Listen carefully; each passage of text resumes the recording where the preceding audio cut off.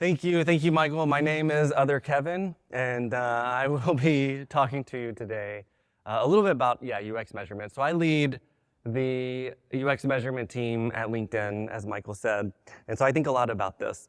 So what can I say in 8 minutes? We're gonna try and keep it to 8 minutes. If you'll indulge me, I will go through measuring UX 101 first, just so that we have the same language, because there's so much to measuring UX. I want to make sure that we're all on the same page. Then we'll talk about how the AI experience, the AIX, is invisible, and then we'll swing back around and, again, talk about measuring AIX 101. I could look back in a year and be like, this is totally wrong. What was I thinking? So invite questions, talk to me after. Would love to hear about it. Okay, so here we go. Quickly, measuring UX 101, the first thing that we do with digital products. Now, this isn't service design. This is digital experiences, right? Is we build a thing that people can do another thing with. Right? We want them to be able to do something with our product. And then we talk about, and those sorts of things, like for LinkedIn, is apply for a job, maybe check your notifications, create a document, add an image to a Google slide. Then we define for them what that success is, right? And so if it's an apply for a job, you have to be able to find a relevant job. You have to be able to assess your qualifications. You have to be able to put in the application. And if you do that, you show up on the fancy Scout dashboard as being a percentage of success, which is great. And that's how we do it today. And then lastly, we are concerned with what's the most delightful path to success, right? And so then that's where the ease of use comes in and the delight, that kind of thing. Okay, so we're not gonna talk about the first part of the 3-part circle yet. We'll circle back in just a minute. But don't talk to these two, because these two are the heart and soul of measuring UX today. Right? And so to measure the experience, you simply observe people trying to do the thing and collect all of the objective and subjective measures. So when you're thinking of success, that's your objective measures, right? So the classic, the most common success, how many people could actually do the thing? How long did it take them? Again, both key metrics on the amazing dashboard that Scout has. And then also, how many errors? This one's harder, but if you can get it, it's really good, because then you know how it's going. And then, what's the most delightful, right? Subjective measures. This is where the human comes in, right? We ask them, right? Was it easy or difficult? Right? How confident did you feel? And how satisfied were you? Or how did it meet your requirements is one that you may have heard. And if any of those metrics are low, we blame the interface and we blame the code, as we should, right? And we say we need to make it more intuitive. We need to make it more usable. We need to make it more delightful, simpler. So now let's revisit the first part of the circle and talk about the AI experience. GenAI breaks all the rules. It hides in the shadows, right? The AI experience, as the first Kevin so eloquently explained, involves training a model to employ probabilistic strategy, not deterministic, to respond to prompts. It's no longer human-computer interaction. It's human to AI to computer interaction. It's very different, right? This puts the user's experience or the user's interactions anyway as nothing more than a gateway to an invisible interaction happening between the AI and the computer.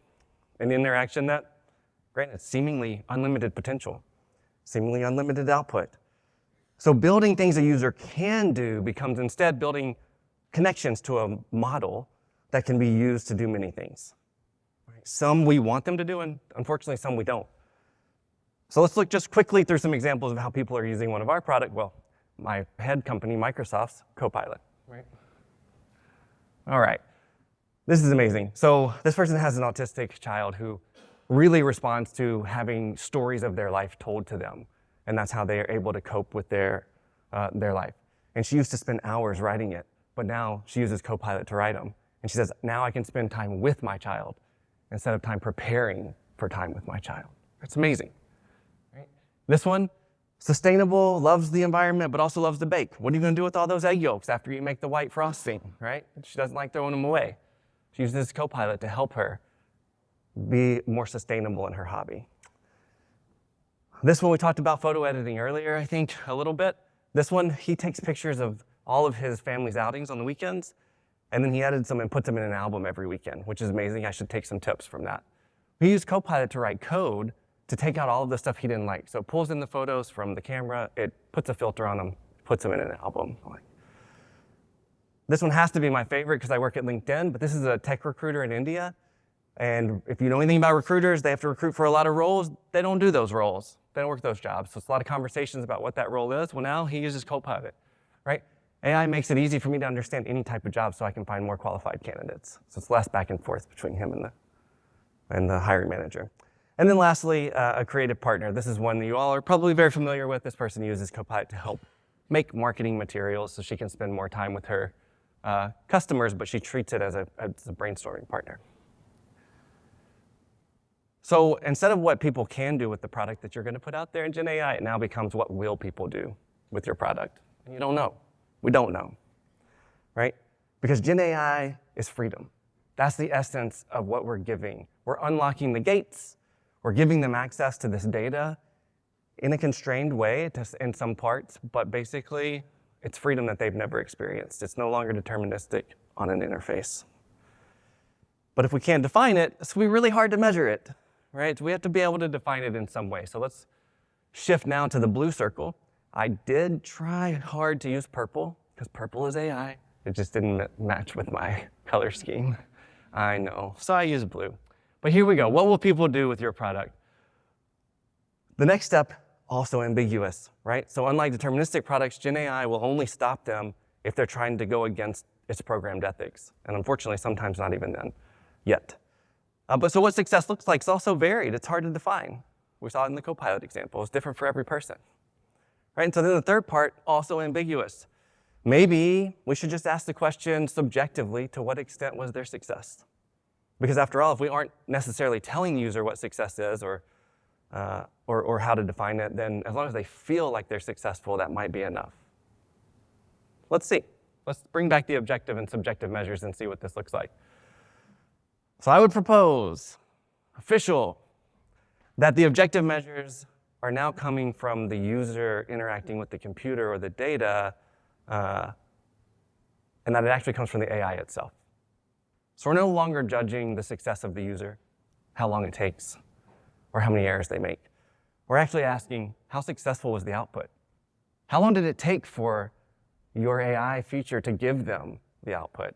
How many errors did it make in the output? And actually this one, if you have a GenAI product out there today and you're not measuring these, you're behind. You should go talk to your leaders right now and make sure that they're monitoring this, because this is a crucial aspect of any sort of AI feature in today's world.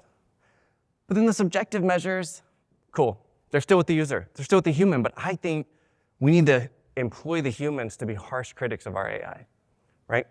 And Priyanka mentioned this earlier, right? We should ask them, we don't know what your outcome is. We don't know how you're using it. So tell us, did it meet your intended outcome? And Priyanka mentioned it. In Headspace, that's what they're finding. They're saying, yes, it's doing what I wanted it to do. And that's important because it could do anything.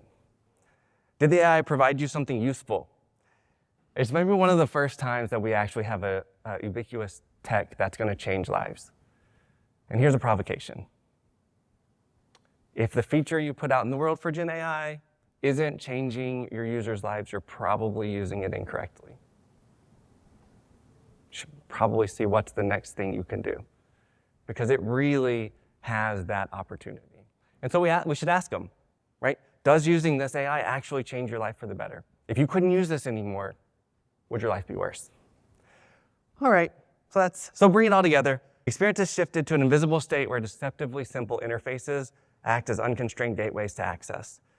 To measure the experience of these freeing but invisible states, we need to treat the AI experience as the user producing the objective UX metrics to ensure our products perform no matter what thing people do, as long as it's ethical, with our products. How successful is the model? How fast is the model? How many errors does it make?